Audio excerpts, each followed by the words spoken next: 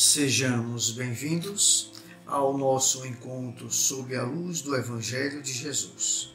Neste instante, nos conectamos com as potências espirituais através da conexão com nossos mentores e anjos da guarda. Silenciamos a mente. Silenciemo-nos. Neste mergulho interior, busquemos contatar nossa essência divina, libertando-nos um pouco da nossa realidade física e despertando as energias que vibram em nosso eu superior. Agradeçamos por este instante, pois não estamos sozinhos. Amparados pela realidade extracorpórea, seguimos sem receios, confiantes e planificados em Jesus. Meditemos sobre as palavras do irmão Ernesto na obra Mensagens de Amor, sob o título Pedir e Obter. O iluminado vanguardeiro da paz, nosso Mestre Jesus, nos ensinou a pedir com fé, e é por isso que nos disse: pedi e obtereis, batei e abri-se-vos-á. Mas é necessário entender que entre o pedido e o benefício que ansiamos, reserva-se o espaço compreendido pelo merecimento. Assim, nas mais inusitadas situações, nossos pedidos chegam com estranheza aos planos espirituais superiores, trazidos pelo eco na concha de nosso egoísmo, que muitas vezes pede o que não é devido. O homem de bem sempre pede o melhor, desde que possa repartir a fatia da felicidade com outras mãos. O mendigo solicita o prato de sopa. O doente pede a cura. O rico deseja manter a fortuna. O velho solicita os dias no calendário do tempo. O solitário roga a companhia. O triste murmura a consolação. O devasso anseia maiores somas de malícia ao próprio corpo. Assim, todos rogam, pedem, solicitam e desejam as mais variadas formas de benefícios ou desequilíbrios que lhes nutrem a alma.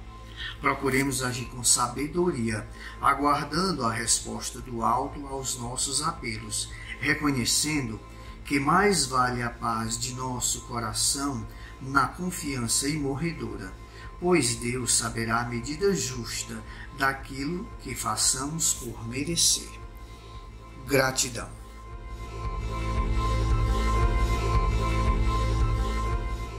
Boa noite, meus irmãos.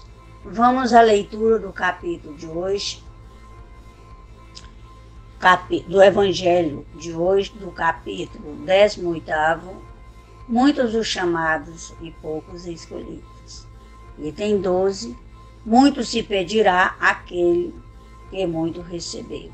3º ao 7º parágrafo. Os médios que obtêm boas comunicações ainda mais censuráveis são: se persistem no mal, porque muitas vezes escrevem sua própria condenação e por quê? Se não os cegasse o orgulho, reconheceriam que a eles é que se dirigem os espíritos. Todavia, em vez de tomarem para si as lições que escrevem, ou que leem escrita por outros, têm por única preocupação aplicá-las aos demais, confirmando assim estas palavras de Jesus: vedes um argueiro no olho do vosso próximo, e não vedes a trave que está no vosso. Capítulo 10º, item 9. Por esta sentença, se fosseis cegos, não teríeis pecados. Que Jesus significar que a culpabilidade está na razão das luzes que a criatura possui.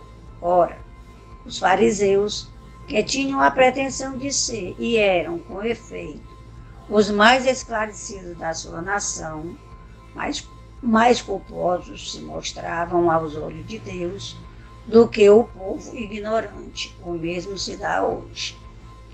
Aos espíritas, Pois muito será pedido, porque muito hão recebido. Mas se também aos que houverem aproveitado, muito será dado. O primeiro cuidado de todo espírito sincero deve ser o de procurar saber se, nos conselhos que os espíritos dão, alguma coisa não há que lhe diga respeito. O espiritismo vem multiplicar o número dos chamados, pela fé que faculta, multiplicará também o número dos escolhidos.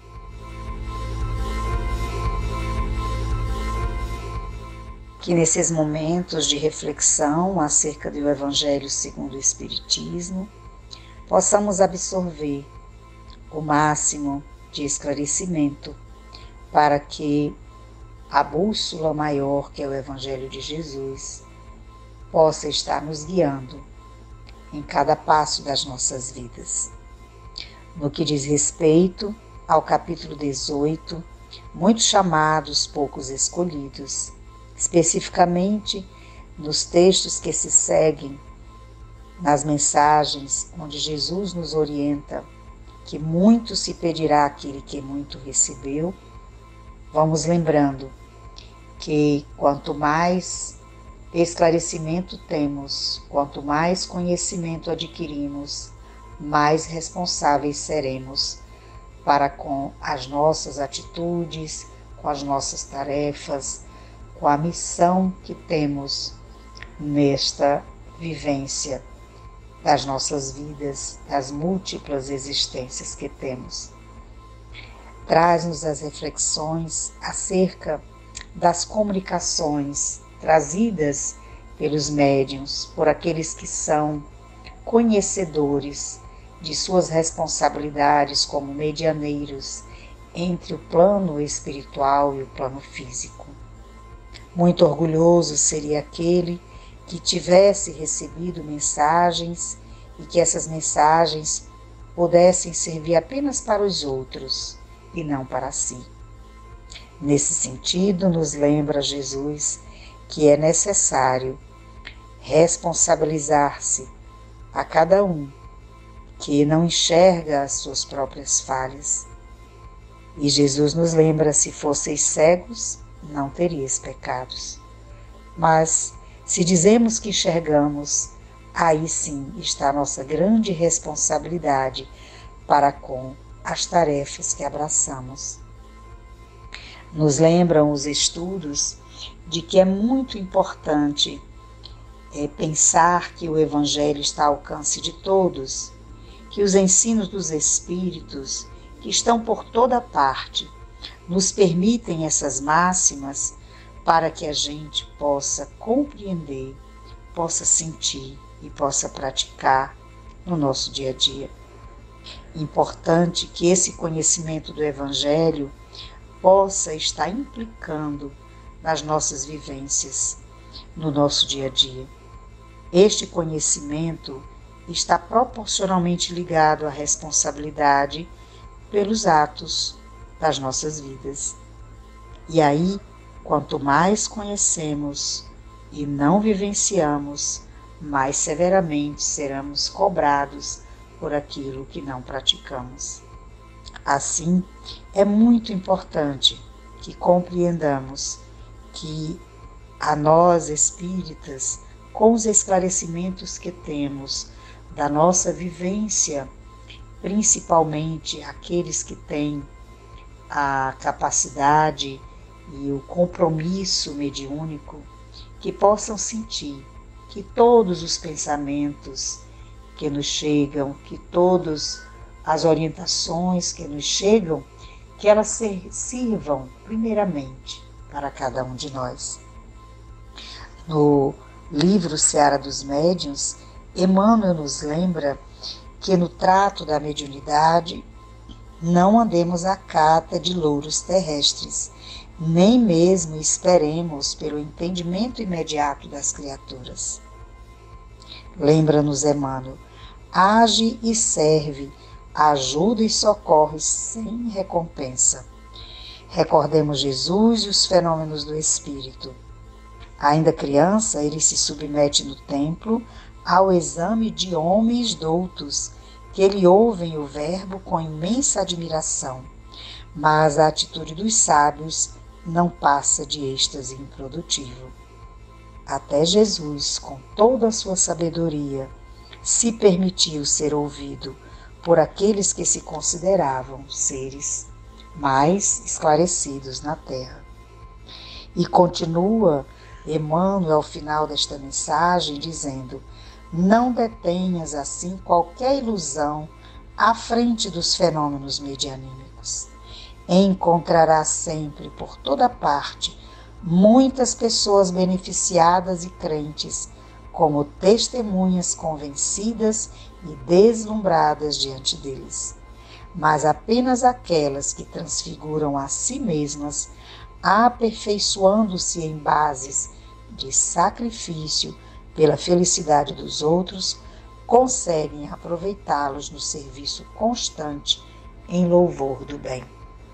À medida que compreendemos a necessidade da nossa reforma íntima, da nossa mudança, a partir das orientações dos benfeitores espirituais e a partir dos esclarecimentos, vamos modificando o nosso comportamento a benefício dos outros, a benefício daqueles que ouvem as mensagens.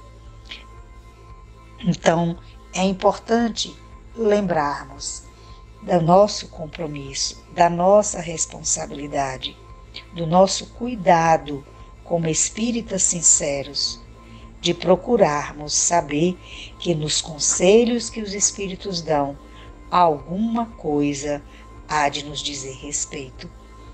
E assim, encontrarmos no Espiritismo um caminho para multiplicar o número dos chamados. E já nos diz Kardec, pela fé que faculta, a doutrina dos Espíritos multiplicará também o número dos escolhidos, entendendo aqui como escolhidos para continuar seguindo os passos de Jesus no exemplo de cada dia. Muita paz e muita luz.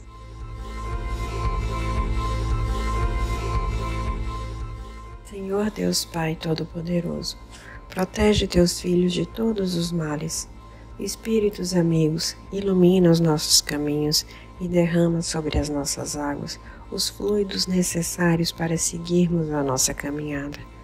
Dai-nos o pão de cada dia, para que a nossa fome física e espiritual seja saciada. Ajuda-nos a seguir sempre os caminhos ensinados por Jesus, especialmente aqueles teus filhos do Rio Grande do Sul que enfrentam os desastres naturais. Dai-lhes forças para atravessarem essas dificuldades sem perder os bons caminhos. Não os deixa fraquejar, Senhor. E que assim seja.